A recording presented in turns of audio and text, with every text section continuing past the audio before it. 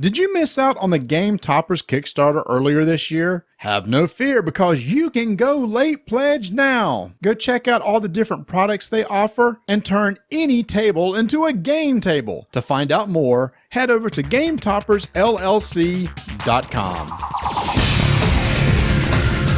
Hey y'all, it's time to assemble. Get your suits, webs, and vibranium ready, because on this episode of RDTN, the guys review the new Marvel Champions card game, plus the card game Sorcerer and Eternal Chronicles of the Throne. Let's also throw in a 5-minute initiative for Pax Pamir. Is that all you got, Marty? I can do this all day. Gosh, this hammer's heavy. Thank you, Vanessa, and thank you for tuning in to another episode of Rolling Dice and Taking Names. This is episode 181. Hello. Hello again. My name is Marty. And I'm Tony. Before we got on the air, we were talking about what are we going to call this episode. Tony and I said we have to use a Cars or Eddie Money song, because over the weekend, the lead singer, Rick Ocasek, passed away for the Cars, and Eddie Money passed away. So growing up, they were on the radio all the time, probably for you, and for me. I mean, I grew up with Cars songs. They had 3 amazing albums, and even to this day, you still hear their and Eddie Money songs played constantly. One of the things I remember mostly from the Cars is some of their MTV videos. They had some of the more elaborate ones that started to come out and started set trends. Mm-hmm. Like, Hello Again. You had people that had alphabet soup in their mouth and they stick out their tongues. I wasn't expecting that. Or the Magic video where Rick Ocasek's walking on water in the pool. Mm-hmm. And all those weird dressed people are around, I guess, witnessing him doing that. Or then, the one that we were just listening to, that where the lady is in the tub and he's got all this weird transcendentalic lighted stuff going on in the video. It was just some of the best videos and some of the best earworms. Heartbeat City was an album that came out in '84, and that was like right during our main high school years, and so it was constantly played on all the radios. And you're right, MTV was just starting to hit the scene, and they kind of set the trend for some amazing videos. Yeah, and let's not forget about "Shaken" by Eddie Money. That's probably the one song I remember most from him, but he had a whole bunch. 2 Tickets to Paradise is the one I really remember from him. See that one. I missed that when I was scanning, when I was looking for songs to name this title. Now, Hello Again. How does this tie in? We normally try to make it tie into board games, but for me, I think even with honoring Rick, we are also saying hello to Marvel again, because we got another Marvel card game. Hello again to living card games. We're going to be talking about Marvel Champions, aren't we, Marty? That of everything, that was your tie-in. Hello. That's the tie-in. Again. Hello again to Marvel. All right, we're going to go with it. Yes, we are. Marvel Champions is a brand new LCG that's going to be coming out. We got an early copy, and we're going to dedicate a big segment of this show to that card game, because Tony and I love our card games, and we're going to dive deep into this bad boy, give our thoughts on it. Is it something that we like? Is it something we think you might like? Give some pros and cons. So hello again, Marvel, I guess. Hello again, living card games. Hello again, living card games. Okay, I'll give you that, because you kind of skipped the whole Arkham Horror. You tried it out in the beginning, but it's not one of those games you really played. I've played ever since it came out. So we'll see. Hey, is Marvel Champions one of those that will bring you back in? It may or may not, but I can't wait to hear your thoughts later on. And I must say, hello, Plainfield, Indianapolis. I'm in a hotel room again. Oh, jeez. For the second episode in a row, Tony is not in his studio in Charlotte. He's out on the road somewhere in Indianapolis, where it's probably a lot more calm now than it typically is when you're there in August for Gen Con. Oh, you would think so, but getting a flight was difficult, because I don't know how many people are coming to the convention that's going on now, not the 70,000 at Gen Con maybe, but my plane was full of Walmart managers. This is Walmart's yearly convention. And it's at the convention center? Yes, in Indianapolis. Now, I'm out in Plainfield, which is to the west of the airport, so I'm not downtown. Okay. So, but yes, the whole plane. I got to hear all these Walmart stories from all these Walmart managers on the plane. Well, you know all the famous social media pictures of like, I saw this in Walmart sort of deal. Can you imagine the types of stories that the managers would have of the stuff they've seen in their stores? Oh, yeah, the breakout sessions, or post the top one that gets the grand prize during the convention. Yeah. Bring the best thing wore at your Walmart store and share it. We'll see who wins the prize. And probably once those guys get a few drinks at them at night, the stories really start to flow. Yeah, the young lady I was sitting beside, she actually manages a store in our area, and she was telling me, and she didn't talk to me on the flight because, well, one, my switch was out, and I was trying to get ice delivered to a Gerdu town, which you probably haven't been to yet, right? A Gerdu town? Gerudo. No, but she wasn't talking to me while I was trying to do that. But then, when we were landing, because I put it away, because I didn't want the switch to go flying in case of major air turbulence or anything. She was telling me that she's having a very hard time to find workers at the Walmart. So I was like, okay, so we got talking about that. Okay. And I was like, it's very interesting. You don't think about that in the retail space, that it's hard to bring people in to work for you at times, especially in some of these remote locations of Walmart. And another gentleman pointed out that there is a Walmart in all 50 states. I can believe that, but also unemployment's really low right now. So Yeah. For jobs like that, it's probably like one of those like last ditch jobs that you may get. I don't know how much Walmart pays. I don't know anymore, but it's just one of those things. Probably a lot of people a lot of companies are probably find hard time filling in jobs because the unemployment's so low, which is good. Mm-hmm. But I bet you there's a lot of turnover. Okay, this is really boring. So let's move on from that. Well, okay, so here's how I was going to tie this back in. Okay. So I am so thankful for having labels on my sheets now that tell me if it's a top or bottom on fitted sheets versus the side. So I don't because every time, I don't know about you, every time I make the bed, I will always put the fitted sheet on wrong, and then I have to spin it, and then I overspin it, and I have to do it again and do it. Now they've sewn in labels. I don't know. Do your sheets have the little labels that say top and bottom? They do not, and now I'm jealous because I wish they did. Because yes, when you're sitting there looking at a king size bed and it looks somewhat square, and it's like, just throw it on there, I'm sure it'll be right. And then all of a sudden you got this flap hanging off on the side. It's like, nope, that wasn't right. Rotate, pivot. But what threw me off is when you opened up the box from Fantasy Flight Games, Marvel Champions, it had the labels top and bottom. Do you remember that? I know. I did not notice it. And when you pointed that out, then I couldn't stop thinking about it. It's like, why did this need to be done? Because I'm thinking, is the box not square? It's not. It's rectangle. I have it right here. It is rectangle. Oh, it's rectangle. Okay, I did not realize that it was rectangle. Maybe they wanted it from the insert standpoint. It's near the insert. As Marty digs through it, he should be able to see the insert. Okay, so just making sure I have my story straight. It's only the bottom. The bottom has an arrow pointing up. It says box bottom. I guess it's to remind you, this part right here is the bottom of the box, and it should be pointing up. I'm like, no, there's another one. There's another one that says top. I know it does. You're right. Okay, the bottom half of the box that you put the stuff in, along one short edge, it says box bottom, and the other it says box top. I'm super confused, dude. Is it because if you make it a bookshelf stand that they want that top to show up, or do they want the insert to go in if you take the insert out? Or is it something for when someone manufactures the box? This is kind of like, how many licks does it take to get to the center of a Tootsie Pop? The world will never know. This is saying how to orient the box. So I guess when you stand it up in your bookshelf, which part should be the top? But looking at it, Tony, I'm showing it to you on camera. Why would this part be this is great radio, by the way. Why would this part be on the bottom and that part of the insert be on the top? And I have a better question for you, Marty. Put the top back on the box. Go ahead and put it on the top. Well, put the box back together. I could put it either way. I could put it on backwards, and then I wouldn't know. That's right. You don't know which is the top or the bottom because you've put the lid on it. So you don't know. You can't see. Because you just covered up what says top or bottom.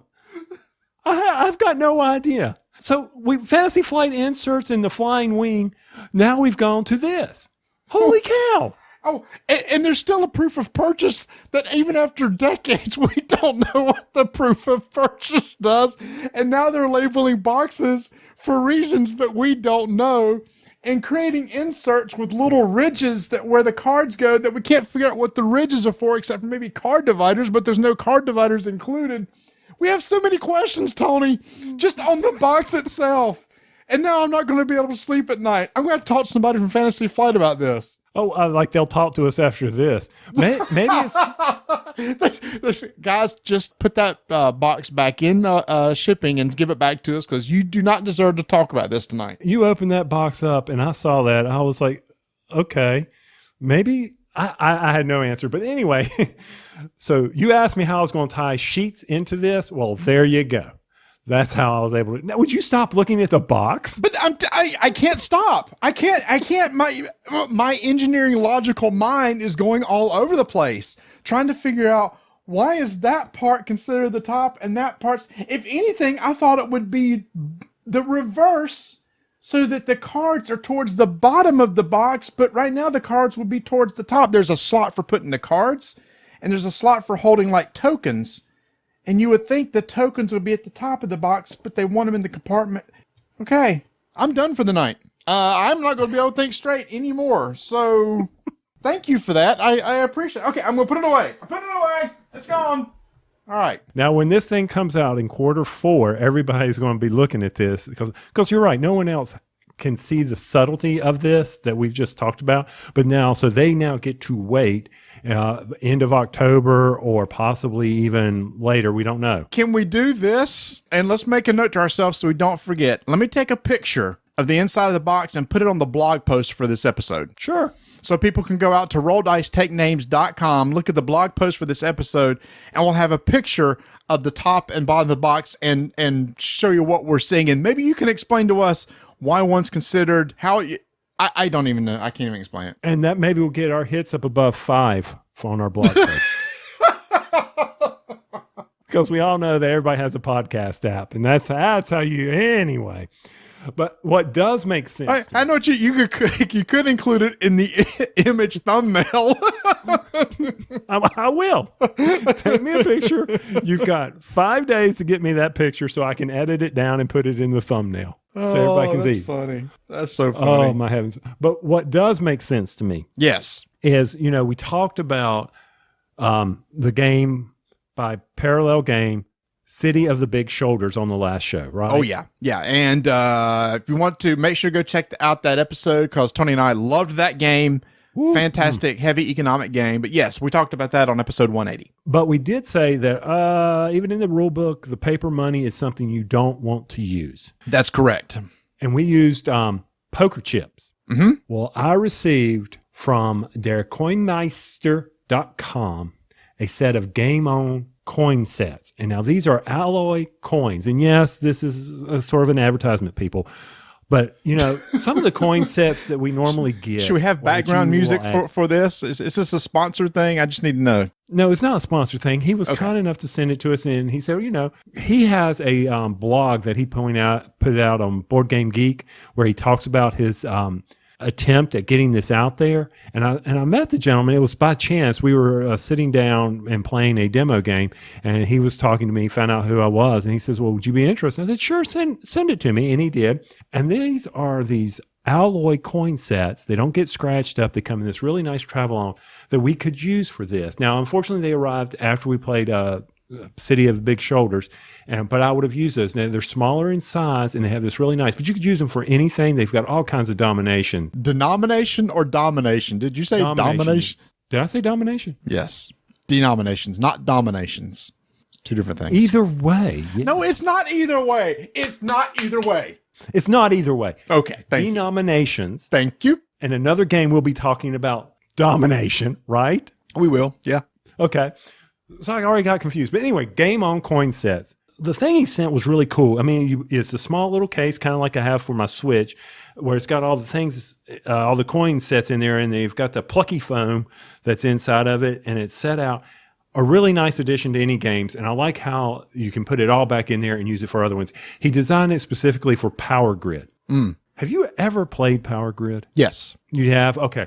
One day I hope to get it out and play Power Grid and use it for that. But for any of those games that you got the coins or tokens or whatever, recommend go check this out. So it's called Der, DER, Coinmeister, MEISTER.com. And I will say, what are the size of them, Tony? A quarter? A little bit bigger than a quarter? Smaller than a quarter. And I know people may like the big chunky poker chips, which are super nice. But I will say in City of the Big Shoulders, you can get a lot of coins stacked on your cards. The smaller ones are nice. I mean, they still have a good tactical feel to them.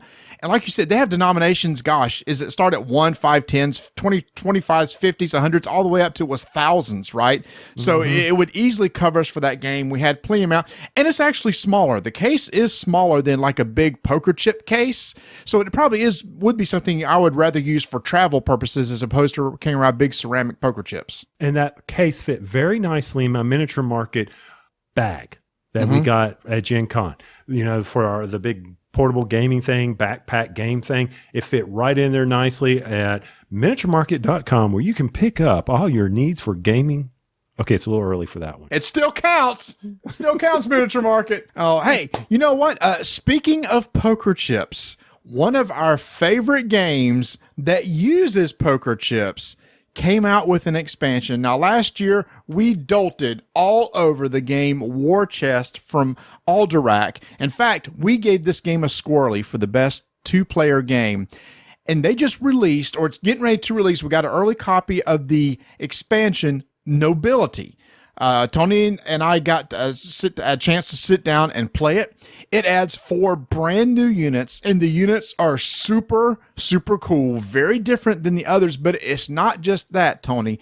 They add a whole new mechanic called the Royal Decree. No, it's not called the Royal Decree. What's it called? The Royal McCree. The Royal McCree. You are right. Somebody said when we put it on Twitter, said you should just call it the Royal McCree after Tony's last name. So it's called the Royal McCree. And it's a set of cards that you're going to be able to put out on the table. And if you haven't played War Chest, we'll just quickly remind you, it's about it's a bag builder. You're pulling poker chips out of a bag. It is a chess-like game. It's a very abstract game. You're putting units onto a board. You're trying to take control of spots on the board and fight other units. When you defeat them, they go out of the game. But you can use these poker chips in order to activate other poker chips on the board, like poker chips, or use poker chips to recruit, to put more into your bag. But Tony, there's one coin in there that was part of each of our bag called the Royal Coin, which really its only purpose was to recruit or take the initiative from somebody else, and that was kind of the only purpose. These new cards, the Royal McCree cards, give another purpose to that coin. If you play that coin face up, you can use one of the abilities on one of those 3 McCree cards. There was let's go back to Royal Decree. Okay, it's getting eerie. Okay, what was there, like 12 to 16 cards? Different cards that were in the deck. I'm thinking it was 8. Okay. But you only pick 3, and you can activate each one of the cards once per game. And they could do special things, like one of them lets you recruit twice.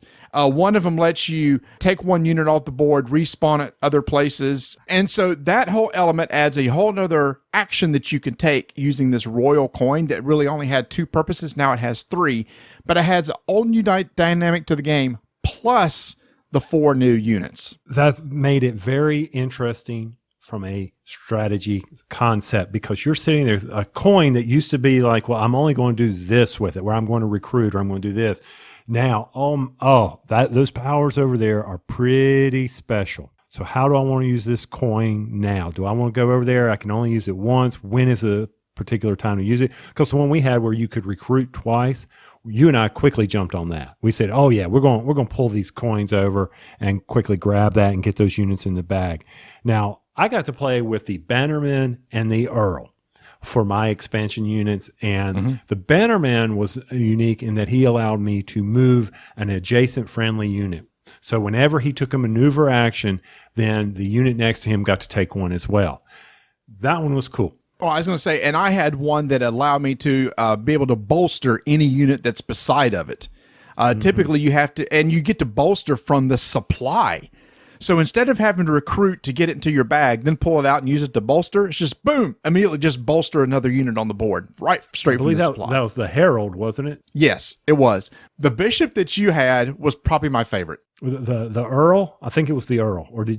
See, now I'm getting myself confused. You made me play so many games on Saturday, I'm getting confused now. Either way, my guy, he could not be attacked by a bolstered unit. Bishop. And that was the bishop? Yep. Did you have the Earl? Yeah, because thematically, the bishop was all about. It's like, hey, I'm special. You can't be coming up in here and attacking me like that when you're all big and mighty and everything. And that unit ticked me off because I had the ability to bolster units, so all my dudes were bolstered, and you just move this bishop and you would never attack me. And I couldn't attack you back, so you were using the bishop to go around and pick up stuff. So I had to go and fight something to unbolster one of my units so I could get over there and try to take care of your bishops, and I never did. And you played him so well.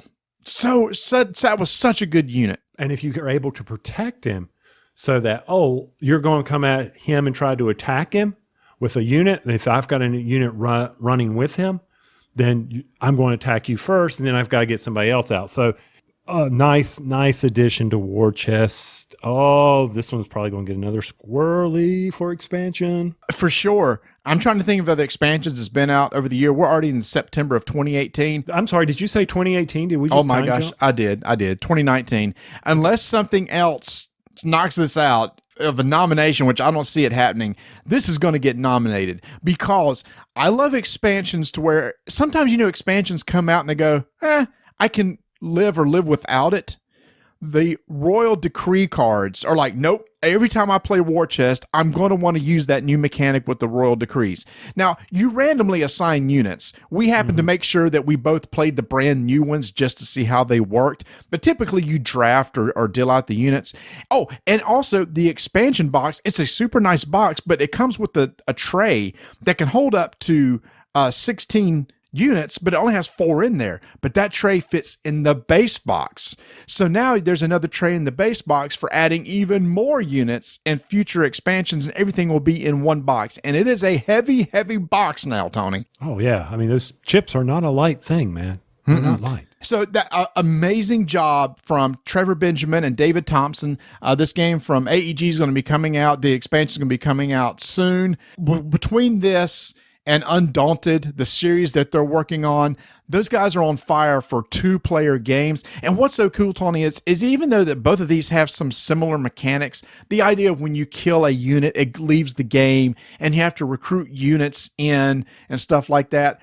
To me, Undaunted has a very thematic feel to it, whereas the War Chest is definitely more of like an abstract type game. But War Chest, and when we were playing it reminded me just how hard because you can't just put all these pieces out on the playfield, because then they're useless, because you have to have that piece come out of your bag to activate it on the playfield. So you can't just say, I've got 5 scouts out there and I'm just going to throw 5 scouts out on the field. You can do that. That's fine. Well, no, you can't do that.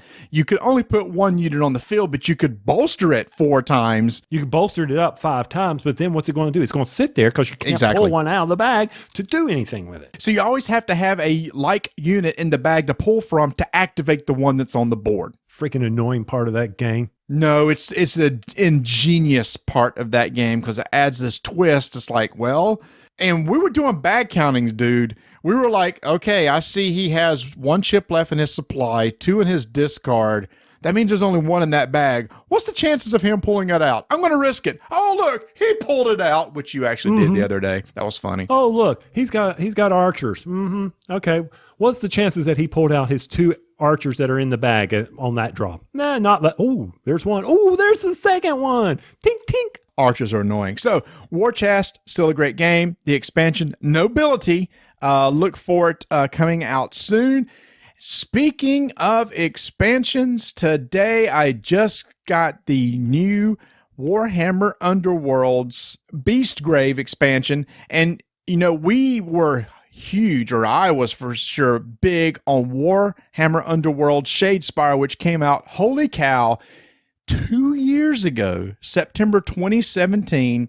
And if you want to, you can go listen to our episode. I think it was episode 128. It was episode 128 when we still had our old logo back then, where we did a deep dive into Shadespire, and we've touched on it since then. Well, they've come out with a brand new expansion that's going to be coming out right after this episode's released. It's going to be coming out the following weekend. Like I said, it's called Beastgrave. It's adding 2 brand new factions, which always look amazing, but I want to just touch on some of the differences. The game pretty much plays the same way, except they've added a few things. Setup is a tad different. When you win a roll-off, you decide who's going to place the board first. Typically, you would just say whoever won the roll-off placed it first. Objective hexes can now be flipped into lethal hexes, and lethal hexes are on the board where if you run into them, they actually do damage to you. So that's different than what Shadespire was. Also, at the end of the setup phase, each of you can add a lethal hex to the board, which changes the game play a lot, changes the board layout a lot. Spells, those were added in Night Vault, which I talked about before. Those are still back in here. They've added hybrid objectives now. So the whole goal is to try to score objectives and get glory points. But now there's hybrid objectives where if you meet one of 2 conditions, you score it. So that makes it a little bit easier to score. But then there's also one called dual objectives where you have to meet 2 conditions to score, but it gives you a lot of points. And they've added a whole new keyword section. And I was surprised this hadn't been done yet, but a lot of the units have keywords on them, like in games like Magic, etc. But in the rule book, it'll explain what the keyword is and what it does. So that's now part of the card. Again, if you've never played Warhammer Underworlds and you're looking for a easy to play miniatures game, but it feels like more like a card game, this is amazing. And one thing that they did is at Barnes & Noble, they have a version called Warhammer Underworlds Dreadfane, which is kind of like an entry level or an introduction to it. There's no deck building in it. So there's no neutral cards that you can use to tweak your deck. It just basically, here's a deck for one person, here's a deck for another. So there's no universal cards is what they call them. There's a single board, so there's no like picking what board you want to use, what side, how to line it up. It's just you put out a board. The rules are easier to understand. They've trimmed down some of the rules. When you do a full wipe in this game, it's an auto loss. That doesn't exist in the other one. But the idea is you can get up and running really quick. But what's really cool is eventually they're going to release these factions by themselves or other cards to go along with them. So you can take them out of that box and play a full game of Warhammer Underworlds. Because if you were to go compete in a tournament or something, you wouldn't use the board that came with it, but you could use the factions. So that is available right now. It's a Barnes & Noble exclusive.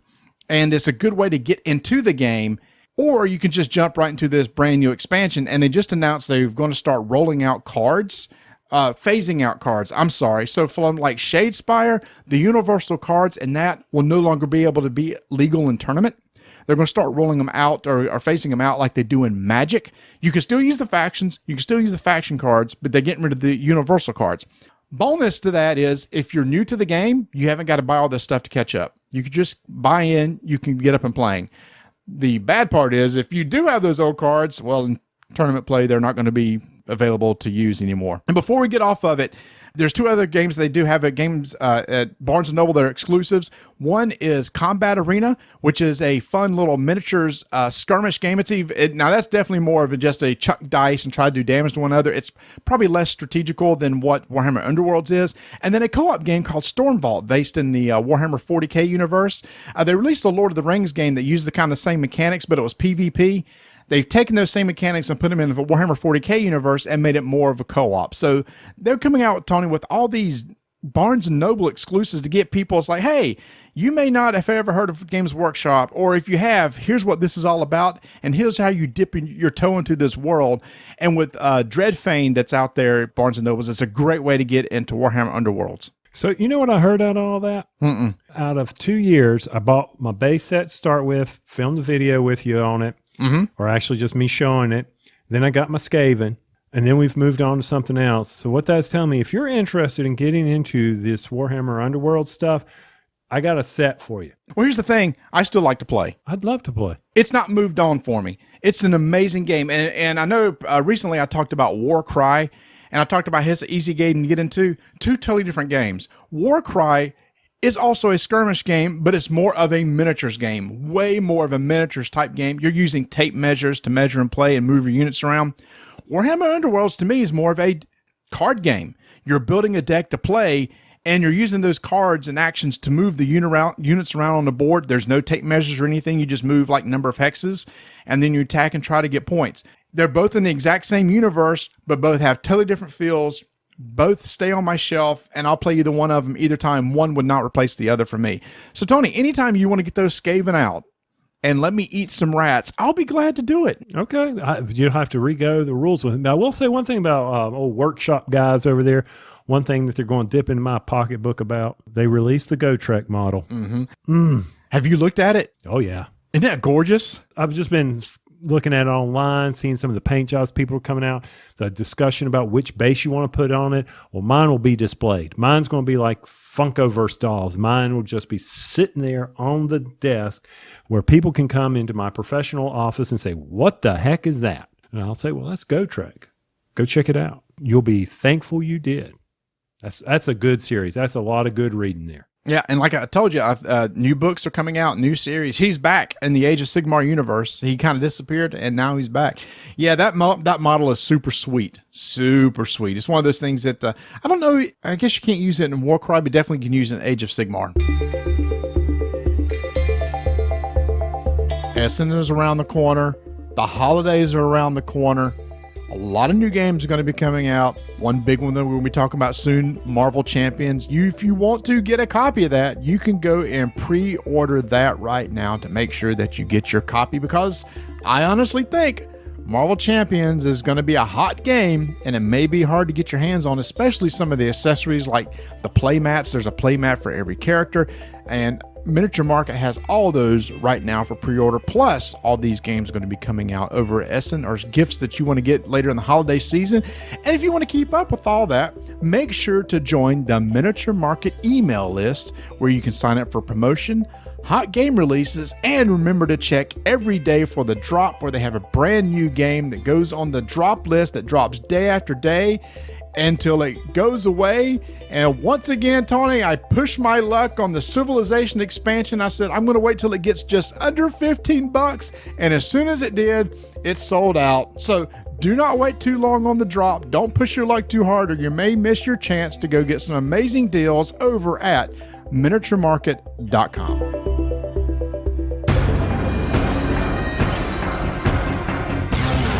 5-minute initiative begins in 3, 2, 1. We got on the table Pax Pamir 2nd edition by publisher Whirligig Games, designer Cole Worley, artist Cole Worley. Cole's got his stuff going everywhere in this thing, doesn't he, Marty? Pax Pamir. This is his game right here. And I'm going to be honest with you. This game is so simple from the basic rule understanding that I was able to grasp this right away. Nothing complex here, because it's really a tableau building game. And Marty, there are only 2 actions that you really need to worry about when you're playing this game. Or you're really downplaying the complexity of this game. Yes, the actions are pretty simple, Tony. Play a card from your hand, or buy a card to add to your hand. And the card market's really cool. It's like Century Spice Road. There's values of cards from 0 to 5. And if you want to take a card that's worth, 4 or 5, you drop a coin like on 0, 1, 2, all the way down like in Century Spice Road. Buy that card, and that money stays on there. So when somebody buys it later, they get all that money. Boy, when you say that this is a very simple game, you don't go into the fact that this is an historical-based game where you're going to pick one of 3 affiliations: British, Russian, or Afghan. And all of you could be the same. All of you could be different. And you can change your loyalties over the course of the game because you're playing in Afghanistan. And Tony, at its core, I guess it's an area control game, because over the course of the game, you're trying to put out influence and trying to get control, because when dominant scoring cards that come up over the course of the game from that market, that's going to determine when you're going to set scoring in place and start gathering some victory points. Yes, I was downplaying it, but the core mechanic of, buy a card, play a card, that's simple as it is. But it's when you play that card, there is, like you told me, there is a flow chart that you have to go through. Like, I want to play this card. Does this trigger this effect, or does it trigger this impact, or does it impact me here, or will it cause them to do that?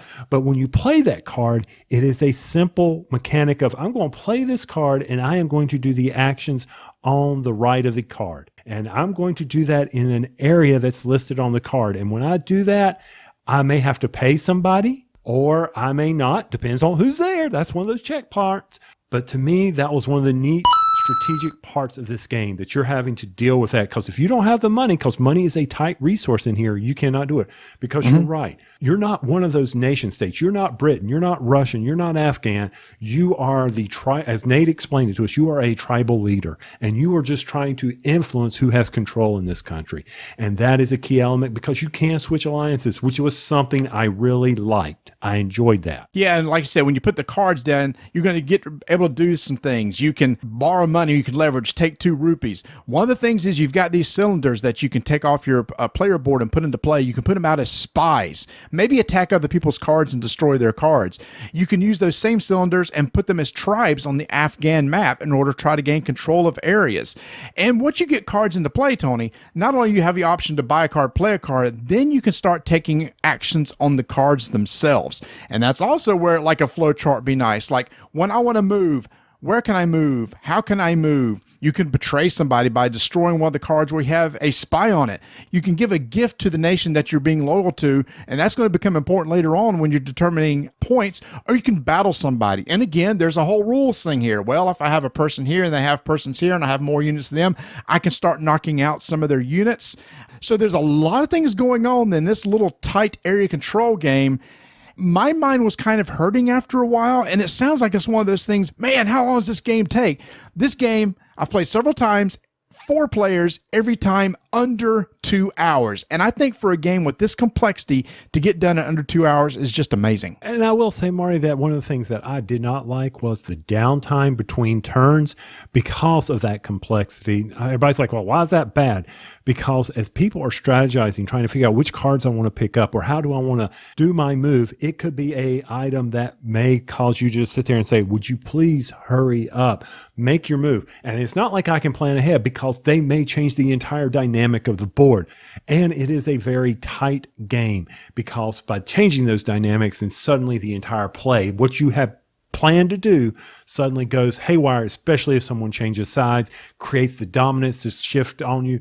All that cut together can really, really create downtime. I'm torn, Marty. I really enjoyed playing this game, but the downtime kind of came to a crawl for me, which kind of lick some of the red off my candy cane. And I think one of the things is too, is like there's multiple ways that you can score points. When a scoring card kicks off, you determine if there's dominance. And there's 2 ways to get points. I think this is a really important part I want to hit. If there's one coalition that has the most blocks in play, and blocks are used as roads and an army that you can put out onto the board, and there's cards that let you put them out there. If you have at least 4 more than the other 2 factions, then you have dominance. Who's ever loyal to that faction, whoever has the most dominance tokens, which may be cards in play or gifts given, they're going to score points. But if nobody has dominance, then it goes back to who has most of those tokens out on the board.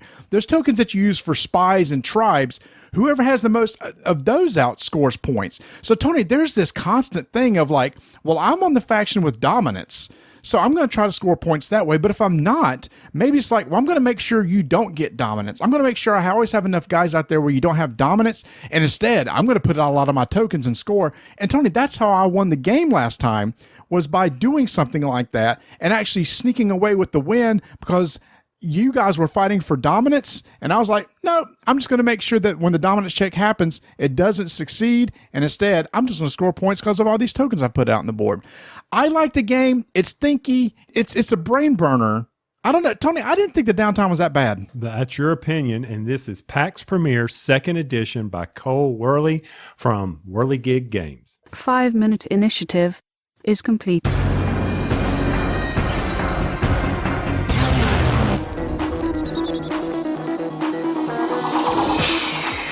At the in-flight report this past year at Gen Con, FFG dropped a bombshell. A brand new LCG was coming out. Now, Tony, I must confess at this point, the day before the in-flight report, I had from a pretty reliable source that a new LCG was going to be coming out, and it was going to be Marvel themed.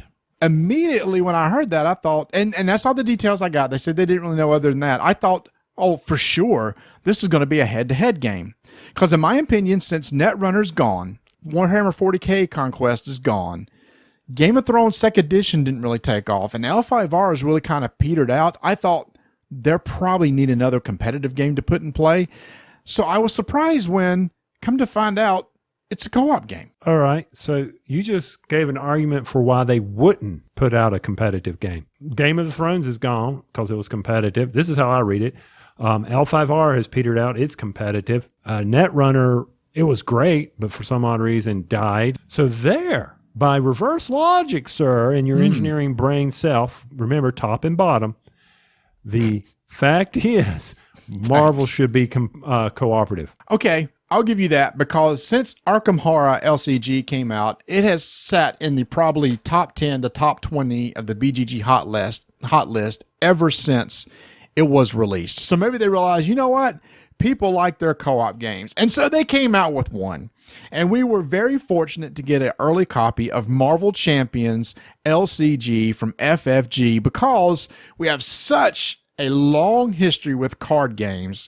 I mean, I was playing Warhammer Invasion. Remember that, Tony, when it first came out many, many years ago? And you and I jumped on the Lord of the Rings LCG bandwagon and played it for a long time. So it's like, we really want to check this game out. And we were fortunate to do so. And we got to sit down and play. And I've sat down and played. And I've played multiple times. And I've played.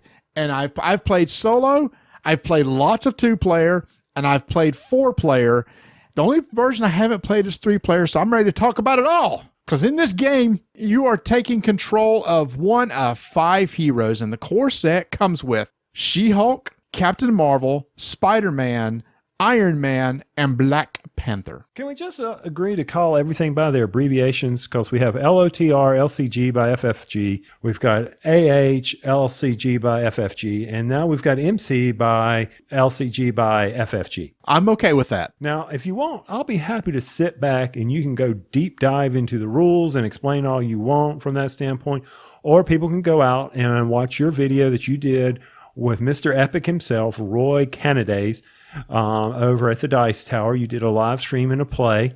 Your white balance was off, as you know.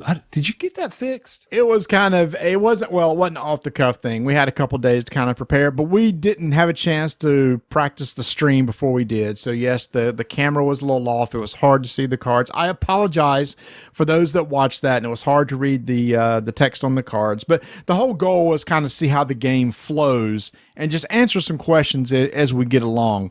And speaking of how the game flows, it has a very familiar feel to both Lord of the Rings and Arkham Horror. And the reason why is because a lot of the same designers were involved in all these games. And the designers of this particular game is Michael Boggs, Nate French, and Caleb Grace.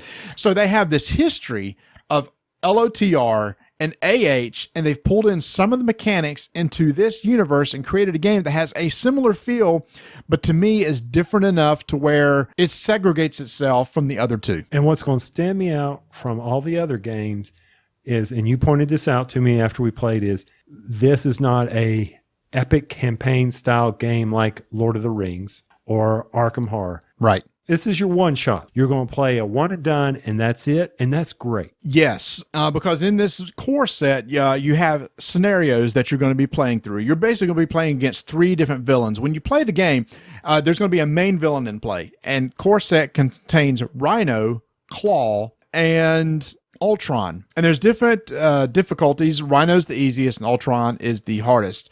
And I will say that right out of the box, they did a good job, not only marking which is the top and the bottom, but the cards are packaged in such a way that if you just want to get up and playing, they have Spider-Man and Captain Marvel ready to unwrap, shuffle, and go. Likewise, the Rhino deck is set up and ready to go.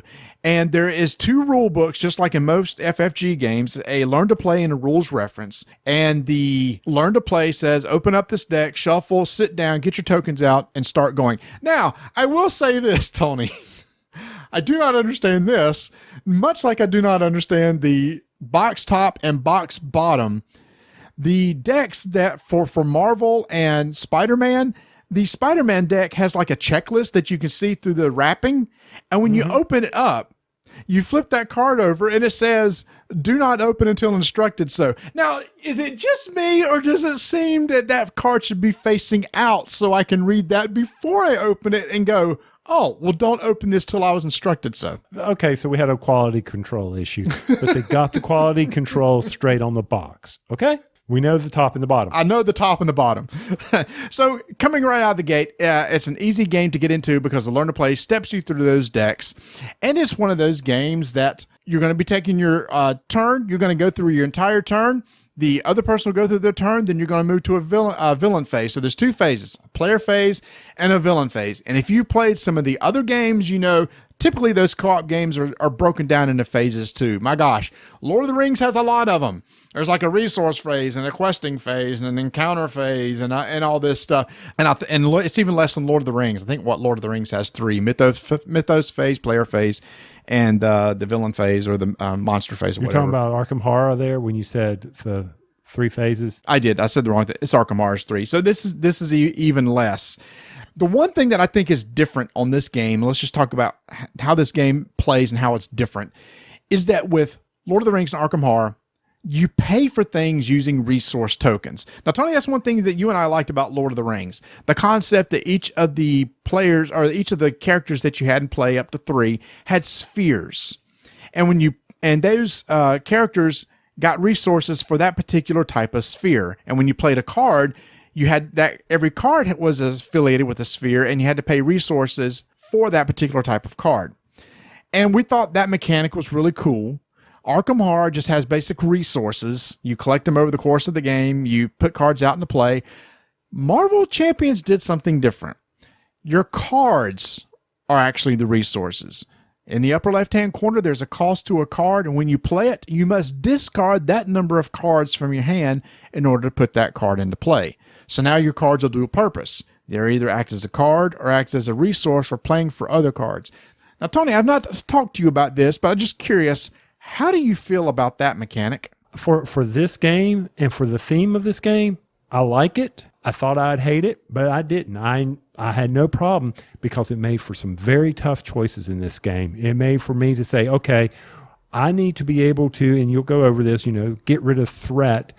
And in order to do that, I'm going to have to expend 3 of these cards in order to do that. And if I do that, then I'm not going to be able to attack Rhino later, or I'm not going to be able to put down this great resource or this ally that I have in my hand because I need to play this card now. I never felt card starved or resource starved, or nor was I ever put in, like in Lord of the Rings, where if I didn't have that right sphere sitting there, then all of a sudden I couldn't spend and I drew the wrong ones.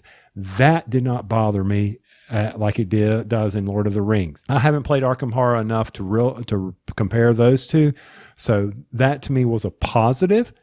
And Lord of the Rings, that would always be a negative. Oh man, I know I've got to collect, but I didn't collect them in the right, or I'm drawing cards that are expending too much in one sphere, and now I'm in trouble. I like this aspect in Marvel Champions of using the cards to account for being able to play cards. When I first played the game and I got a demo at Gen Con, I didn't like it at all.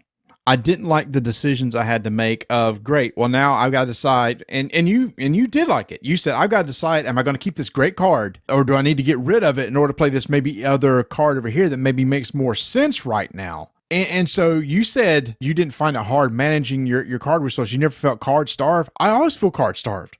Because when I pay for a card, I'm getting rid of cards. And at the end of your player turn, you're going to get to draw back up your hand. But you have to do some serious planning. And in fact, I found that the AP was greater in this game because of that decision you have to make. A lot of 2-player games I've played with different people, on their turn, they're going to sit there and think, well, crap, I either want to play this card or I want to play this card. Which one do I want to get rid of? And it induces a little bit of AP because that's an extra decision point that has to be made, as opposed to, I just have a pool of tokens in front of me, like in Arkham. I'm just going to pay these pool tokens and then put it into play. And if I don't have enough tokens this turn, then I'll get some more tokens next turn and I can play this card then. So you're never having to ditch a card.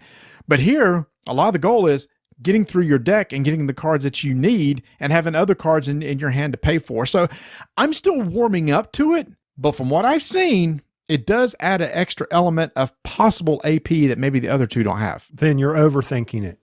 Either break it down to the essence, damage or threat. What do I need to accomplish this round? But it's not just that. It's other things. It is, do I heal? Let me just go ahead and throw out how you even win this game. The enemy has an X amount of hit points that you must deal in order to knock him out. The hit points is a base number times the number of players. So if it was 15, there was 2 players and you need 30 points to knock him out. Like with Rhino, there's multiple versions. You knock out the first version. The second stage, the second version of Rhino is a little bit harder. So you typically have to knock out multiple versions of them. So that's how you win. But you can lose in 2 ways, because with every villain, there's a main scheme that they're trying to do. For example, with Rhino, he's trying to break into a bank or something like that. And at the beginning of every villain phase, there's these threat tokens that go on the main scheme. And if a certain amount of tokens end up on that scheme, you automatically lose. If any hero goes down to 0 health points, you automatically lose. So it's not just threat and damage. It's also making sure you stay alive. You got to reduce the amount of threat. You got to deal some damage eventually if you want to win, and you got to make sure you keep yourself healed. And the cards that you have in your hand can help you do all those things. True. So 3 things. Am I going to survive? Am I going to create damage, or am I going to do threat? What is the key aspect I have to accomplish on this turn? So for me, that's why I didn't mind it as much. And you talked about it. For those who have played Sentinels of the Multiverse, the same concept on defeating the villain. Okay. The same concept with the environment that's out there. Hey, there's an environment that's creating an issue for you.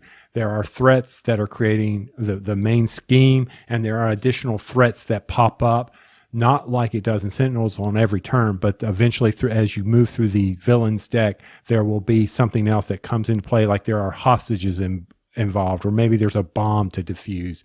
So you have to deal with that on top of the main scheme that the villain is trying to accomplish. Yep. I understand. Don't mean anything bad about your slow decision-making process there, Marty. Now, I understand. And maybe it's just been me, and maybe it's because I'm sitting there, maybe I am overthinking it, but it's just so different than those other games where I'm used to a resource physical token that I'm using to spend as opposed to the cards themselves. And by the way, there's different types of resource tokens or resources on those cards. And the resources in the bottom left-hand corner, you have mental, physical, energy, and wild. It doesn't matter which one you use to pay for what card. You don't have to match them or anything. It's just that some cards will say, oh, by the way, if you happen to pay for this card using a physical type of resource, you get some sort of bonus. So that's where the different types of resources come into play. And there are some basic cards in there that have 2 of those, or have multiple of those same tokens on there. So you can discard 1 card and get 2 types of those resources to help you pay for stuff. So you can put those in your deck too to help pay for stuff. So on your turn, you're going to be playing cards. You're going to be putting allies into play that can help you fight or thwart, and what thwart is removing threat from schemes, or you can attack, which will deal damage to somebody else. So you can have allies in play that can do that. You could put support cards into play that can help you over the course of the game. Upgrades, which are very important to some characters. For example, Black Panther and Iron Man live off upgrade cards. They want a lot of upgrades out there to beef them up. And it makes sense, right, Tony? Iron Man's all about this suit. And so is Black Panther. They need all this stuff in play to become super efficient. And the main hero can attack, or they can thwart. But they can do something else, Tony, which I think is really cool, is the hero card is double-sided. There's a hero side, and there's an alter ego side. And once per turn, you can flip from one to the other. On the alter ego side, the only thing that you can do is recover, but with each hero, there's also a special text box on each one of them, and each one of them in either their hero or alter ego has a special ability. And what happens is, depending on which side you're on, is how the villain's going to deal with you. Because when you do move into the villain phase, well, let me finish out the player phase real quick. At the very end of the player phase, you're going to do a lot of exhausting. Like when you attack with somebody, you exhaust, which is rotate, 90 degrees. And at the very end of the hero phase, you're going to reset all your cards. You're going to draw back up to your hand size, and that depends. Your alter ego typically has a bigger hand size than your hero side. And for somebody like Iron Man's hero side, he only has a hand size of 1 unless he gets upgrades into play, because each upgrade increases his hand size on the hero side. So his alter ego, his ability is about milling his deck. Has a big hand size because he's trying to find these upgrades, get him into play, so that when he flips over to the hero, then he has a nice good hand size in order to be able to play cards. So the hand size varies between heroes. So once you draw back up, then you go into the villain phase. Depending on which side you're on is how the villain's going to deal with you.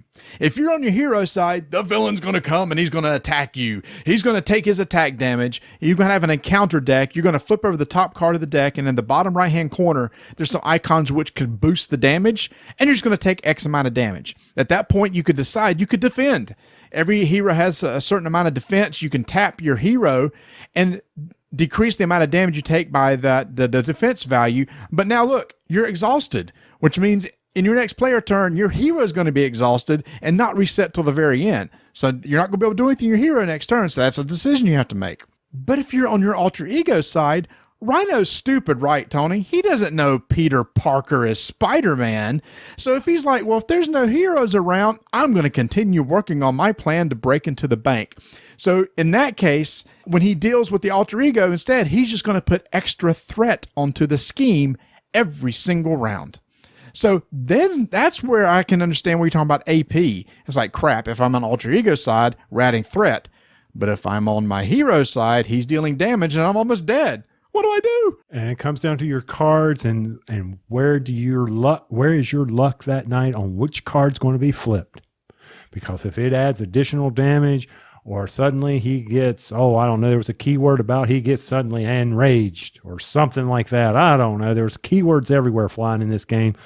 Why can we not agree on simple keywords? Actually, you can. And that's one thing that's really interesting about this. A lot of the keywords that are in Arkham Horror and Lord of the Rings are in this one. One prime example is Surge, because when you draw a card from the encounter deck after the villain has dealt with you, each person gets an encounter card, and when you flip it over, it might be a minion that's now engaged with you that you must now deal with. It's going to be dealing damage with you. It could be some sort of event you deal with. Some of the cards have the keyword Surge, which means once you resolve this card, draw another card.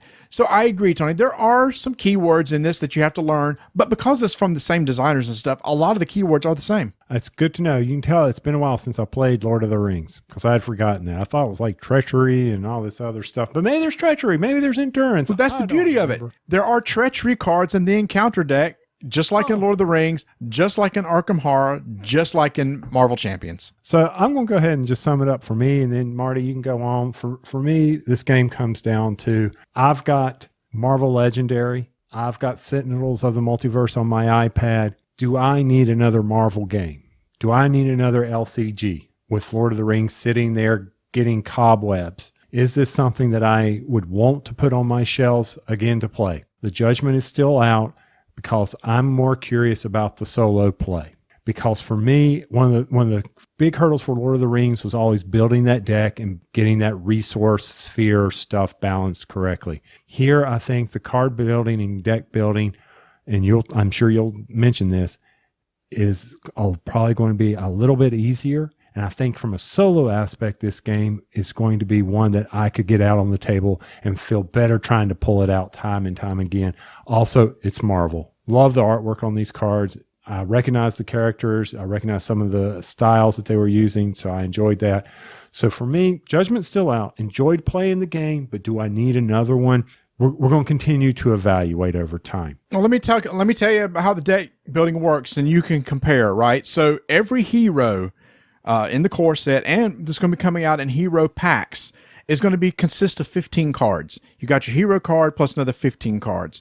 There's what's called aspect cards. There's 4 types of aspects. There's justice, which helps with thwarting or getting rid of threat. There's aggression, which helps you fight.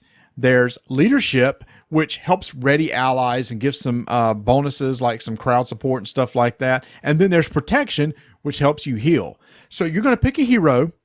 You're going to pick one of those 4 aspects to put into your deck. You can have up to 3 copies of each of those cards.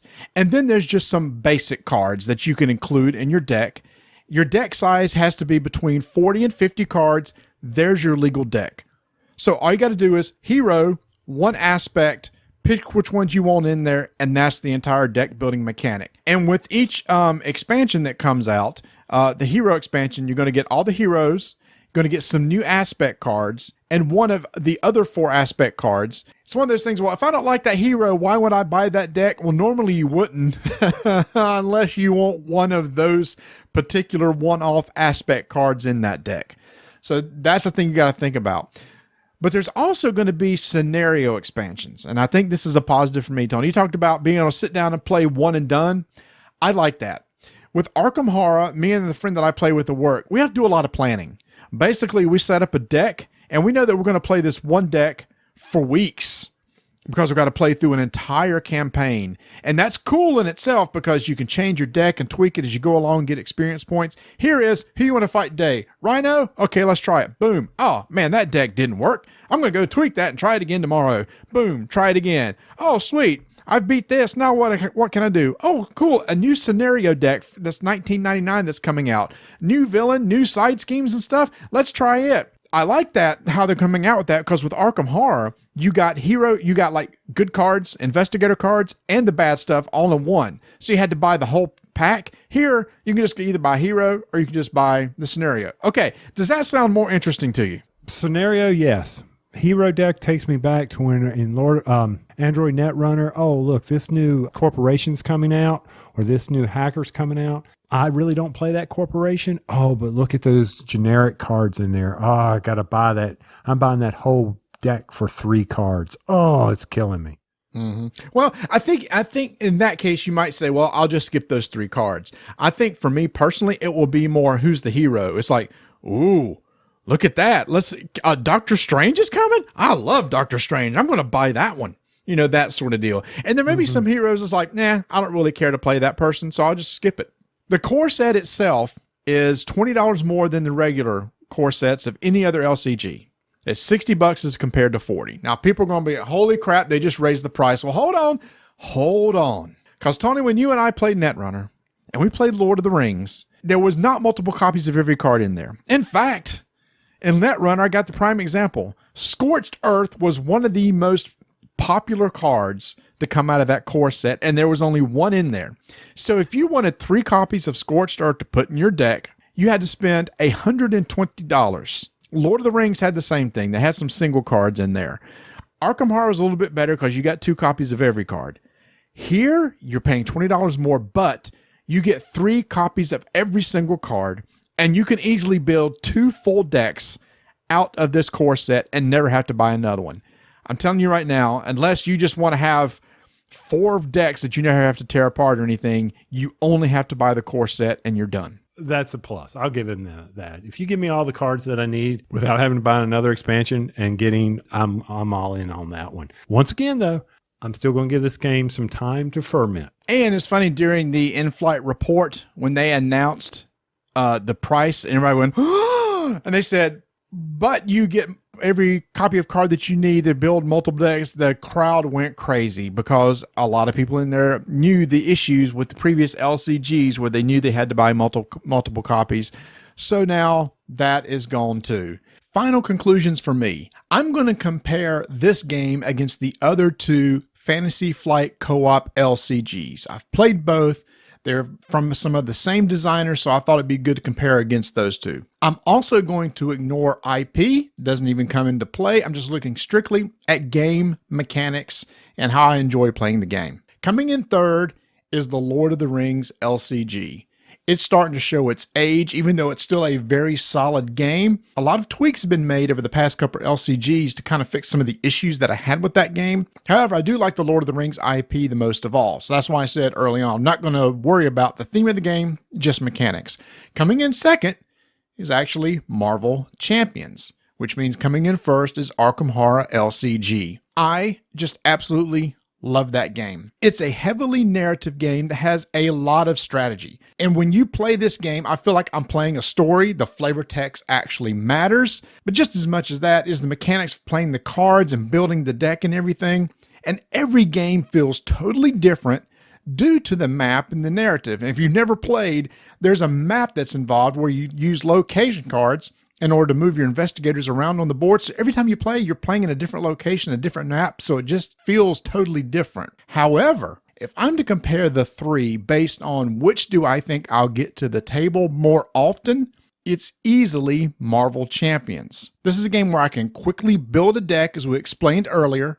It's a little bit shorter gameplay. It's a one-off game where I can just pull out an enemy, build their deck, and play against it real quick. And one more thing about Marvel Champions. It feels less luck-based. If you've ever played Arkham Horror, you know that every time you do a skill check, you have to pull a token out of the bag, some sort of modifier. Over the course of the campaign, those modifiers get worse and worse because they expect you to build a deck to be able to handle those. However, there's always that chance that in a very important skill check, you can pull the autofill token, and I've done it many times. With Marvel Champions, really the only luck-based things are when you have to flip over an encounter card and see how much damage or how much threat's going to be put on the scheme, and you can expect anywhere from 0 to typically 2 additional damage or threat being put out, so you can kind of plan for that and know that. Not so with Arkham Horror. You always know that you can pull that one bad token out of the bag that can totally ruin your day. So in that way, I do feel I have a little bit more control over how the game plays in Marvel than I do Arkham Horror. And there is one thing about this game that totally blows away the other two, and that's how unique each character feels. Now, we have only seen 5 characters in the base box, but the reason why I say this is because with each hero, you're going to get 15 unique cards made just for that hero. So almost 40% of your deck has to do with this particular hero, so Fantasy Flight and the designers can build mechanics around this hero that makes it feel so different and feel like you're actually playing that character. With Lord of the Rings, you're really just picking 3 different characters and throwing them into your deck where they're not really different. All the other cards are going to be pulled from the same pool. And with Arkham Horror, there are some investigators where you maybe get 2 or 3 cards that are made specifically for that investigator, but the rest of the deck is built on a pool that anybody else can use. So that's why I'm saying that in Marvel Champions, each character feels totally unique, and I've come to love that in playing the games that I have, because if I sit down with Iron Man and play, and then sit down and play with She-Hulk, 2 totally different experiences. And as they come out with more heroes, then I hope that they have just as much of a unique feel as what the first 5 do. So even though I like the mechanics of Arkham Horror better, that doesn't mean I'm not going to play Marvel Champions, as I'll probably play it more. And since they are so different, where one is all about narrative and campaign based, and the other is about very unique characters where you sit down and play a quick scenario, they both will stay on my shelf, and I will continue buying expansions for each of those games and getting them both to the table. So there, did I explain myself well? Yes, you did. I'm sorry. I'm dealing with technical issues on my end over here. My phone's getting warm. Okay. It's flashing up all these errors. So I'm thinking, oh my God, I'm fixing to lose connection with you. All right. Okay. All right. So let's wrap this thing up. This game is supposed to be coming out sometime in October. We're not exactly sure when. It is on pre-order right now at miniaturemarket.com. Tony has said, you know what? He's going to have to let it sit for a while, see what he thinks. Luckily, I've got cards that he can play. He can just pull out one of my heroes, play anytime he wants to, not have to invest anything, because one core set can easily support 2 players. For me, I'm looking forward to some more heroes that are coming out. I have a coworker who has bought a core set, so we'll be playing some over lunch. And I honestly think of the 3, this may be the most popular co-op LCG over the other 2, strictly because of theme. Marvel's super hot. This game is super easy to get into, even more so than the other 2. The rules are easy to understand. It plays quicker. Marvel Champions, FFG. If this hasn't made you want to check it out, then nothing will.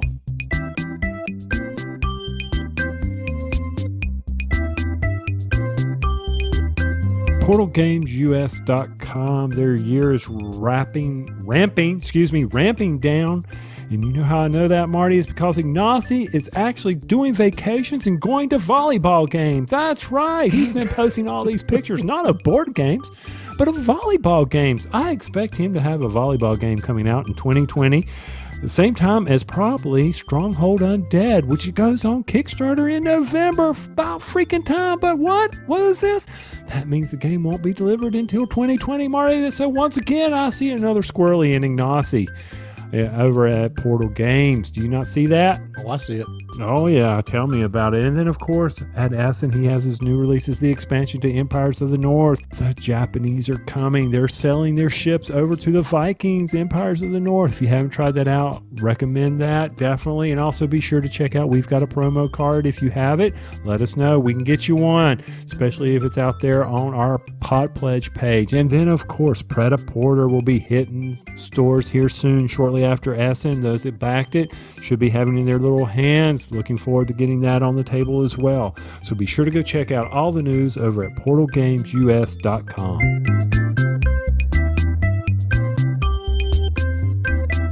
Tony, it is a two-player card game episode, and anytime we focus on a lot of two-player card games, I get excited. And you and I got to check out two brand new card games from two different companies. And if I were to sit down and play these games, I would have flip-flopped which I thought these games came from, just because how it plays. First, from White Wizard Games and designer Peter Schultz, is Sorcerer. And then from Direwolf Digital, because they have a digital version of this game, and Renegade Studios from designer Paul Dennen, Eternal Chronicles of the Throne. And Tony, both of these have fantasy games. Both of these you're trying to put people out on the board. They're fighting each other, but the similarities kind of end about there. Yes, they do. So, Sorcerer. Just got one thing to say there, Marty. Yep. I don't think we could cram any more words on a card if they tried. There's a lot of text on these cards, I will admit, yes. And none of it's flavor text. I'm like, oh my goodness, I was looking at some of these cards. Now, I'll admit these words are needed. Maybe if they picked shorter words, they would have been a lot less text. I don't know what was going on. Let's call the discard pile this. Let's call our draw deck this, the grimoire. The graveyard. Graveyard's the discard pile. That's right. Unique mechanic here is you're battling over territories. You're not trying to take each other out. Whoever controls the best of 3 territories, so that would be 2 for those keeping count, you are the winner of the game. And you're battling in these areas. You're trying to put your minions out there to do your dirty deeds, to destroy or to get hold of that territory by damaging that area of London. Yep. Or you're going to destroy the other player's minions. That's the game right there. Play some cards, unique player boards that are keeping track of how you're going to be able to play those cards through resources, because you have to expend energy. You're tracking your energy in order to play cards. You're not having to discard cards like you are doing in Marvel's Champions. You're expanding energy. You're not tapping lands. You're not doing any of that. You've got energy to spend. That lets you play your cards. There's some unique combos to this game that are kind of like, if I do this, I can go search my deck and bring me these minions out. All in all, core mechanic, play cards, battle, take control, you win. And there goes a motorcycle. Oh, that's funny. Hey. Here's the really cool part about it, though, is that it's not a deck building game, which is what Eternal is, which we're going to talk about in a second. At the beginning of the game, you're going to mix 3 different types of decks. You're going to choose a sorcerer, you're going to choose a lineage, you're going to choose a domain, and each one of those are very unique. And you're going to combine each of those 3 decks together to make a unique style of deck, which adds a lot of replayability. Hey, how about this? You're going to build a unique deck. That's true, and it's going. What did I say? No, I'm just saying. You say this is not a deck builder, but you're. Okay, I get it. It's not the deck building mechanic that's like in Eternal. I'm air quoting in case you can't see. That we're going to be talking about in Eternal, but that adds a lot of replayability because every time you mix 3 different things, it's going to have a totally different feel. And this game is broken up in 2 phases: the action phase and the battle phase. And I love how this is done. Each of you have 6 turns on your action phase, and you can either get some more source to spend to play cards. You can just, as an action, take 2. As an action, you can draw 2 cards into hand. As an action, you can play a minion into play. As an action, you can put in an upgrade. So there's these different things that you can be doing over the course, and then you're going to go to the battle. And to me, Tony, the battle was one of... I don't know. I'm curious on your thoughts. I can see where people don't like the battle, and I can see people where really like the battle because it's based on a lot of luck with dice rolls. Because there's 3 battlefields in front of you, and whoever is considered the first player, they're going to start with the battlefield to the left, And then the opposite player will actually get to go first. You're going to take a minion, exhaust it, and the attack on that minion is the number of attack dice that you roll. And then here's where you start going back and forth, because those attack dice have damage, double damage, blanks, and crits. And when I roll, I have the choice to spend what's called omen tokens that I get over the course of the game. Beginning every round, I get one. Every time I play some of the minions, I get one. And I can spend it and re-roll one of my dice. And when I say I'm done, Tony, you can go, oh, yeah, you know what? Those 2 crits there, you need to get rid of that crap. Re-roll it. And then you can make me re-roll. So we're using this resource to cause each other to re-roll. And once we're done, whoever is the attacker will assign the damage on the number based on the number of crits that they have, so they can assign it to a minion or assign it to the battlefield. All the other damage the defender assigns. And Tony, this is I thought was a really interesting decision at this point, because it's like, crap, do I kill off one of my minions? Do I just give them a few damage? Do I go ahead and let the battlefield soak it up? Because if the battlefield gets 12, I lose that battlefield and lose one of the 3. I thought that point was really cool. Back to your original point, what did I think of the dice rolling? It's part of the game. If you don't like dice, then you're not going to like this, plain and simple. Because you're right, it's a random chance. My dice were not coming up very well. It made for my battlefield to get decimated very quickly by you. When I was rolling dice, I didn't have the omen to have it change, or I'd spin the omen and roll blanks again. Woohoo! So, yeah, that's a frustrating part of this game, and if it bothers you, you're not going to like this game. There is a push your luck element to it, right? Mm-hmm. So if that frustrates you, and it's like, you know what? No. I don't want dice rolling to determine my outcome. Then you might want to second think this, because this is all about dice rolling. Now, you can mitigate some with the omens, which is true. Sometimes you are just going to keep rolling crappily. Now, the best thing you could do is try to get as many dice in the pool that you can, put out some big boys. You have some abilities that you can do. The sorcerer that you have can be assigned to one of the battlefields, and he has a special ability that he can do that might help you out. All these other cards have special abilities that might be able to kick in during the battle phase and everything. Like Tony said, there's a lot of text on these cards. There's a lot of things that can happen.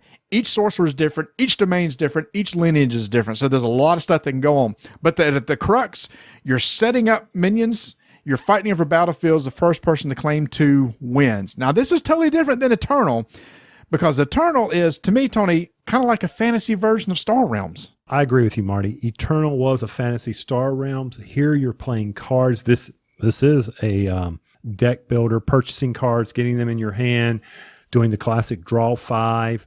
But certain cards are going to trigger certain abilities on cards. If I play a card that has this same type of power, or this, for me, it's colors, this red color, this blue color, because I really didn't care what the powers were. I was matching colors.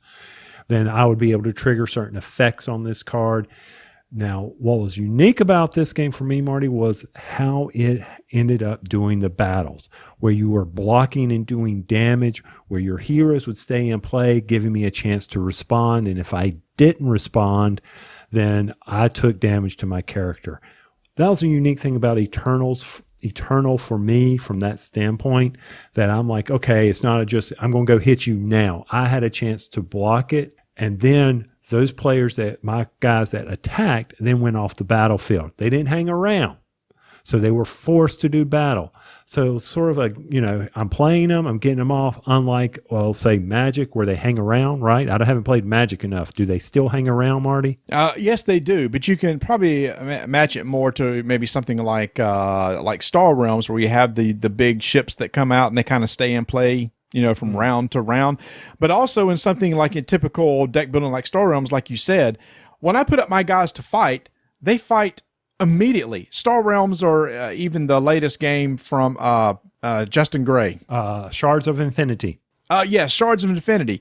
Put something out, boom. We're immediately attacking each other, right? Here, it's like, here's these guys. You better deal with them on your turn, because at the end of your turn, they're going to hit. So, like you said, at that point, you have a chance to respond, to get out some blockers. And if the blockers' attack is greater than or equal to those guys coming in, you can effectively block them. And once they do, they cancel each other out. But if I don't block your guys, then I take direct damage. But the guys that I just put out that didn't get blocked are there for you to deal with on your next turn. So that is very different than the Star Realms or Hero Realms type of games. The other aspect is you have this throne, and you have these, what is it called? Seek power, I believe, or yes. Seeker. Yes. And so you can go buy these cards. And when you buy these cards, you eventually expose the throne. And when the throne is exposed, then certain things on cards get activated. Like if you banish this card, you can send out 2 Strength 2 Cavalry. Or, oh, look, you can refresh warp tokens. Well, what's a warp token? You say these warp tokens give you the ability to pay for a card from the marketplace, purchase row, whatever you want to call it, and immediately put them in play. Kind of like Shards of Infinity, where you had that capability. Another nice aspect in this game where, I'm going to buy him and immediately get him into play. And I only have 2 of these, so I better use these wisely. And that's another way to get somebody to help you block or maybe get ready for a big attack. Kind of like that aspect in doing the deck builder. Instead of having to wait until I can draw them again, I can immediately get them in play. I kind of like that in these games, Marty. I like that aspect in a deck builder. Yeah, and it's different from Shards of Infinity because once you use them, they're gone. Here it actually stays in play, which is nice.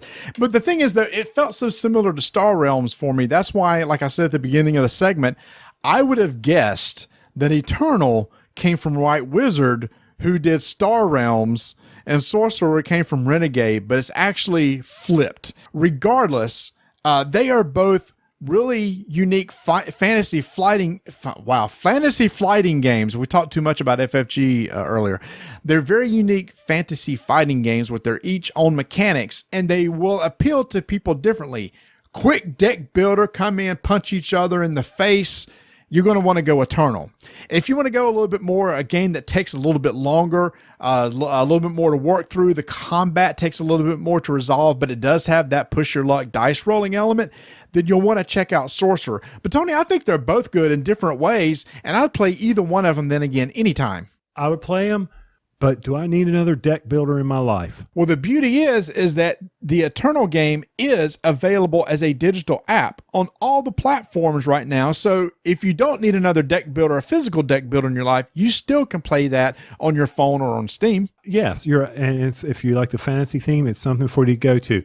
But if you're asking me personally, I'm going to look at you and say, I've already invested all this money in Ascension. Do you think I need another game? I got Star Realms. I don't crank up Star Realms at all. I got Shards of Infinity, but I'm always going back to Ascension. But if you don't have something that you haven't invested heavily in, like myself, then this is something you may want to consider. And again, Sorcerer is not a deck building game. It is in a totally different realm. And they have actually been releasing new sorcerers, new lineages, new domains that you can mix and match together. And the base box has tons of storage for all these extra cards. So it's kind of in a different vein itself. I can almost see this almost like a tournament-based game. And the art in it, the art in it's good. I just love one? Of Sorcerer. I just think the dark, gritty art in that one is really good.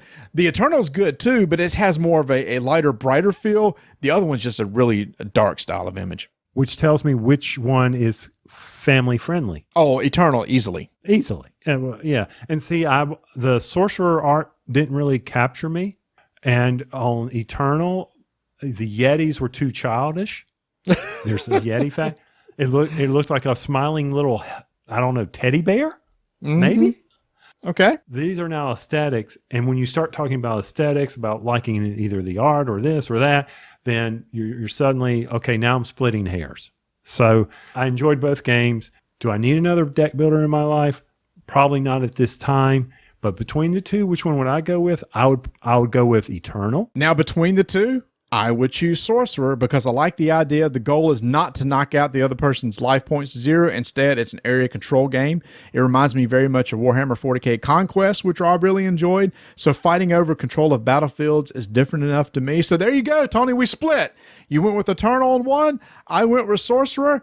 And hopefully from this, if you're interested in either one of these, you'll know which one you might want to check out. That is Sorcerer from White Wizard Games and Eternal. I almost did it. And Eternal. You did do it. You went Sorcerer. Sorcerer from White Wizard Games and Eternal from Renegade Games. We love Connor and all those wonderful folks over at Inside Up Games. So when he contacted me, he said, Marty, I said, Connor. He said, look, I got a game coming on Kickstarter. Look at the art of this thing. And so I went and checked out the art for the Quick and the Undead. I got to make sure to get the articles in there. The Quick and the Undead. I went, Kind of, that's pretty cool, man. It's like a Western themed game, but there's zombies in it. I kind of like that. I said, who designs that? He said, that'd be Daryl Andrews and Adrian Adamascu. So I like Daryl. He's a fine man. He likes baseball. I said, yeah, let me check that out. So he sent us a prototype of this game. Did you really use that? Because I would have hung up on you. I would say, Marty, what are you doing? Talk like a normal person. I was typing it. So it wasn't really a phone call. It was more of messaging, but that's kind of how the conversation went into my head as I was typing it down. Oh, okay. You might want to seek therapy.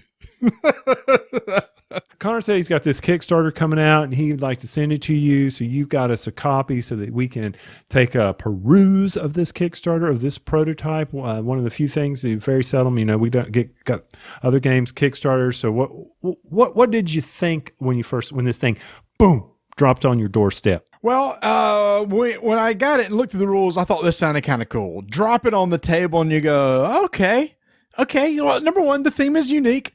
You are controlling some outlaws, and your goal is to go out there, maybe buy some buildings, take advantage and have some buildings. Your whole goal is to get notoriety, actually, is the goal that is in the game, get some notoriety. And you play the game over the course of 3 rounds every day. You play over the course of a day, consists of 3 rounds. And here's what's really neat. This is kind of like a worker placement game in that you have outlaws, and you're going to take the outlaws and you're going to be putting them on the board. But you don't do it in turn order, Tony. Instead, what you do, you have a D8. Each of you are going to select which one of the numbered action spaces you want to send an outlaw to. And it could be one where you can go and hire guns, which gets you new outlaws to use. It could be like, I want to go be able to purchase a building. It could be, I'm going to go try to... You don't use the D8 to hire people. You're right. Or you could go out there and try to intimidate others. You can loot. You maybe want to steal stuff from other people. You could steal money. You could steal notoriety. So there's these different action spots on the board. And you're going to select your die and then simultaneously display where you're going to send an outlaw. Now, if you're going to go do hire guns, then what you just do is you just place your die out there and you can just grab an outlaw and take them to your stash. But all the other places, if you... and somebody else picks the same spot, well, this is a Western, Tony. You're going to have a shootout, right? Because you can't have 2 outlaws in one spot. So all of a sudden, there's this twist of a simultaneous placement of workers that then fight it out to see who gets the ability to stay there. And what you do is over the course of the game, you get bullets as resources, and you have a card where you can put bullets on a card marked 2 through 7 different spots on a body, so that when you're going to try to shoot somebody and you're going to roll a D8, and if you have a bullet marker covering that numbered spot on the target card, then it's going to hit. So if I roll a 7 and there's a bullet token on the 7 spot on the marker card, boom, I made a hit. But if there's not, it's going to be a miss. So that's how a lot of the combat is done. Getting bullets, putting them on your marker card, rolling a D8, and resolving it. If you roll an 8, it's a critical hit. If it's a roll of 1, it's a critical miss. And that's just part of it, Tony, because if you kill somebody, and this part's cool too, their outlaw is sent over to Boot Hill, and in their place, a zombie card is put into place. All of a sudden, there's an undead walker left in its place that you now got to deal with, because you have to get rid of the undead walkers in the city if you want to do things like take over buildings and make sure you score notoriety points for them at the end. So when I was first reading the rules on this and I was gathering all of this information in, I did like the aspect of the fact that you're secretly placing your worker. Now, one thing about it is if you've already placed a worker in a location, you may not choose that location again because you're playing over 3 rounds in 3 turns in a round, or 3 rounds in whatever, however they describe it. 3 turns in a day. 3 turns in a day. Yeah. Fine. So you know that they're not going to go there, so you know you're safer. So really, on that first turn, there's a lot of risk involved, that you could have this shootout. So I don't want people to think that when you're doing this game that all of a sudden you're losing your workers, your outlaws, your hired hands, because you're right. You have to hire them back because they could possibly getting killed off. But how are you going to win, Marty? Am I going to win scoring the most victory points? Am I going to win by having the most bullets? Nope. You win by notoriety. You collect notoriety over the course of the game, which is kind of, I guess you could say it's kind of victory points. But you get notoriety by owning buildings, and you can fight over buildings. So, Tony, if you own a building, I can come over there with one of my outlaws, pay the price to half the price to get that building. You and I have a shootout, and I can take that building away from you. So it's one of those things that has the worker placement we feel, but there's a lot of player interaction going on. If it's one of those things where you're going to get upset where somebody's coming after you, killing off your people and sending them to Boot Hill, well, just realize that's what's going to happen here. But what's cool is that's what the whole part of the hire workers, hire workers is you can go back and recollect those people and get them back into your pool. Because once you place a worker in a building, he stays there until he runs out. And you only get to place 3 workers per round. So there could be some rounds where if you don't have enough workers because they were killed or in buildings, you may not get to place a worker every round. And I did like that concept about the gunfights and the battling, because you said you got to roll in order to hit. It takes me to a thematic Western battle where someone is shooting from the hip and just rolling off the old 6-gun shooter. Bam, bam, bam, bam, bam. Shooting. They ain't hitting anything. They're not aiming. They're not doing anything. So that's believe it or not, to me, that's thematic. I don't know why it just is. Because they didn't hit squat. And what's cool is there's a couple of action spaces called Intimidate, and you can pick one of the other numbered places where there's an outlaw there, somebody else, and you could tell them, look, you got to pay up or you walk out. So if they pay up, they give you 2 resources of their choice from their stash, or they walk out. The target gives you nothing, but that allows you to take 1 shot at them as they walk out. So it's like, whoa, we're cool here. And it's like, well, you kind of pissed me off, so I'm going to take 1 shot at you on the way out to see if I can hit you on the way out. So I don't know. There's a lot of really cool, fun mechanics built into this game. So it's heavily thematic. It has some Euro elements to it. There is some dice roll, so obviously there's some push your luck and some luck involved. I don't know. It's just a fun, cute game. The art is really good. So this is going to be coming out on a Kickstarter soon, so you're going to want to keep an eye out for the Quicken and the Undead. Make sure you get the articles in there. From Inside Up Games, Connor and his group put out some really fun games, and I think this is going to be a good one too. All right, so basically what Marty's just told me is Kickstarter's going to be kicking in high gear again as they get ready for their 2020 releases. We've already mentioned Portal Games, Stronghold Undead. Inside Up's got them. The Kickstarter is starting to ramp up, Gen Con, Essen, all that. Plus, you're going to have all these games from Essen. Plus, the holidays are coming up. So, once again, we're all going to be cash-strapped and poor. Oh, but let's not forget about Marvel Champions that's coming out. And I'm sure there are other games that are on the horizon that we haven't even talked about yet. Oh, matter of fact, I know there are because I've seen them delivered recently. Well, I get notices. I don't get to see them. I just know you've got a delivery to a rolling dice and taking names. I'm like, Marty, what did you get now? Well, what I'm excited about is, and our next episode is going to be in October. And you know how I love to play Halloween-themed games, and there's some new ones coming out that I can't wait to check out and talk about. Mm-hmm. And even some old ones. I can't wait to get Horrified back to the table and see if I can get that one. See if we can beat that stupid game. Okay, the game's not stupid. Maybe I am. So I got that going for me. I'm really excited about that. Oh, yeah. And then we've got Mega Moose Con coming up at the end of October. Got our BBQ event. Mega Moose Con, if you're in the Charlotte area, around the Rock Hill area, down near the Columbia area.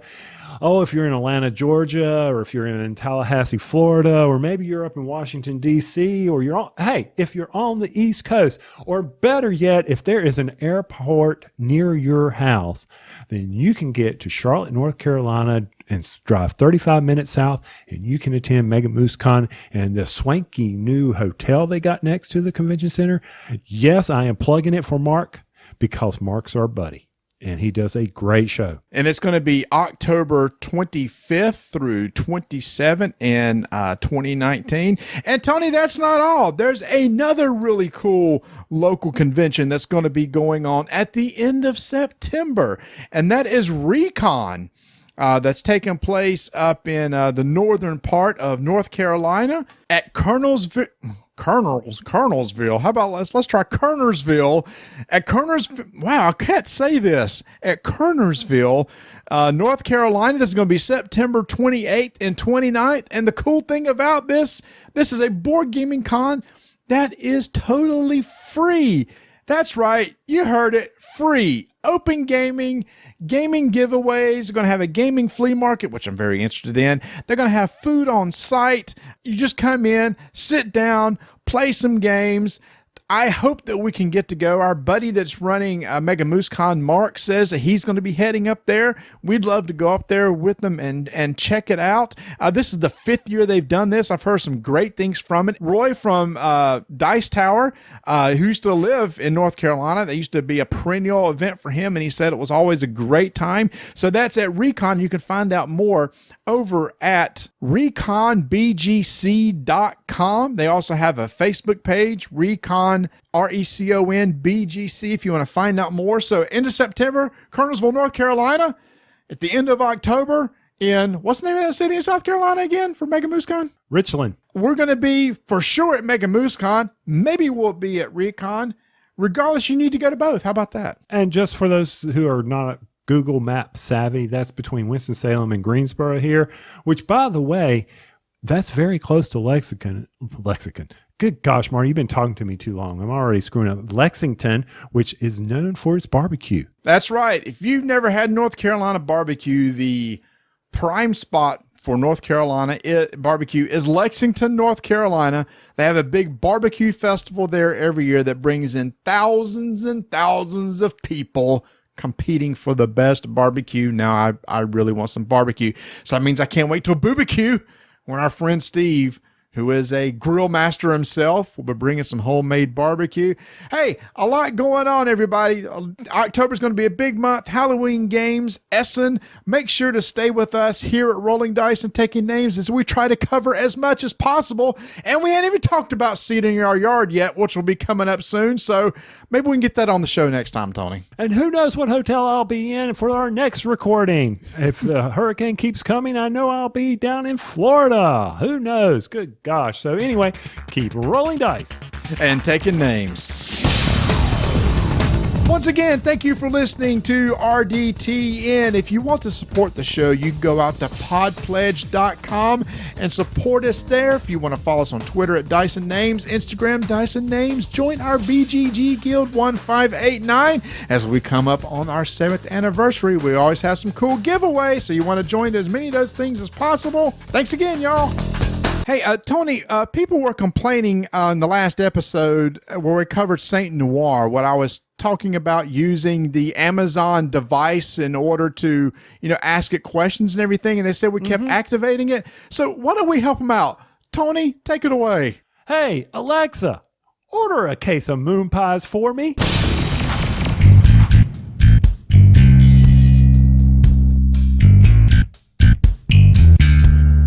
Holy cow, Tony, have you seen the new insert for Twilight Imperium that the Broken Token came out with? What a beast. It's a beast of a game, and you need a way to organize that beast of a game, and why not with a beast of an insert? Just came out from the Broken Token. If you have Twilight Imperium, the 4th edition, this is a great way to store all your components so you can get them out of the box and onto the table quickly, then quickly put them away after playing 6 to 8 hours, because after 8 hours of playing a game, nobody wants to sit there and sort chits and put them back in bags and everything. You're ready to put them back in a nice organizer. So make sure to go check it out at thebrokentoken.com.